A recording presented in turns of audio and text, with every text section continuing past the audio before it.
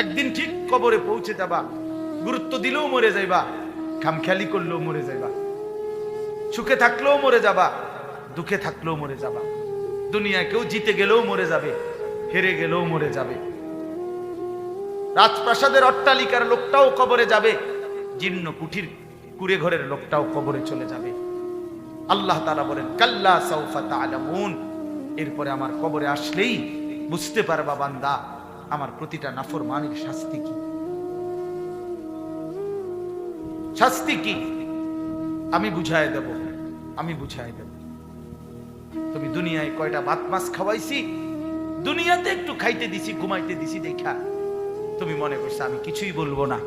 আল্লাহ বলে বান্দা তুমি আমার রহমান নাম এটা দেখছো, তুমি কি জানো আমার যে 99টা নাম,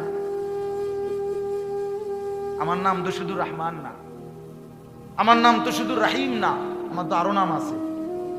আমার নাম যে জব্বার, আমার নাম যে কাহার, সেগুলো কি?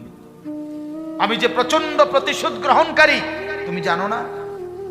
আমি যে দ্রুত হিসাব গ্রহণকারী তুমি কি জানো না?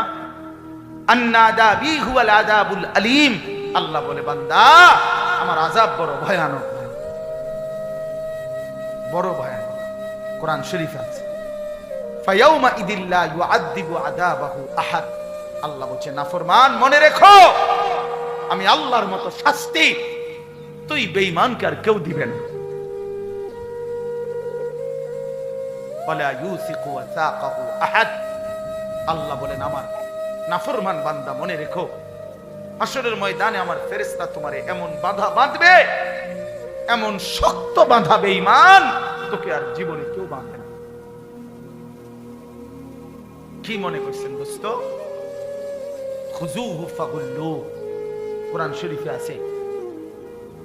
আল্লাহ তাআলা নাফরমানের দিকে তাকায়া ফেরেশতাকে বলবেন খুযুহু, এই ফেরেশতা ওই বেঈমানকে ধর, ফাগুল্লুহু এদেরকে বেঁধে ফেল। ফেরেশতা বেঁধে ফেলবে হাসরের মাঠে। এবার ফেরেশতা বলবে আল্লাহ এখন কি করব? আল্লাহ বলবেন সুম্মাল জাহিমা সাল্লু, একটা লাথি মাইরা জাহান্নামে ছুঁড়ে মার, মার লাথি, একদম ধাম করে লাথি দিবি, এক লাথিতে ফুটবলের মতো যেন জাহান্নামে গিয়া পড়ে।